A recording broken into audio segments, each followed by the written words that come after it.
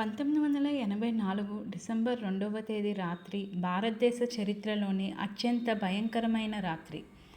మధ్యప్రదేశ్లో భోపాల్ నగరంలో union carbide ఫ్యాక్టరీలో మిథైల్ ఐసోసైనేట్ అనే విష గ్యాస్ లీక్ అయ్యి నిశ్శబ్దంగా వీధులంతా వ్యాపించింది. కొన్ని నిమిషాల్లోనే ప్రజల ఊపిరి ఆగిపోయింది.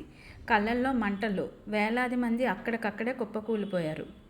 కేవలం ఆ రాత్రి 3,000 మందికి పైగా ప్రాణాలు కోల్పోయారు. తర్వాతి రోజుల్లో లక్షలాది మందికి ఊపిరితిత్తుల వ్యాధులు, చూపు సమస్యలు, జన్మలోపాలతో బాధపడ్డారు. ఈ సంఘటన ప్రపంచ చరిత్రలోనే భయంకరమైన పారిశ్రామిక ప్రమాదంగా నిలిచింది.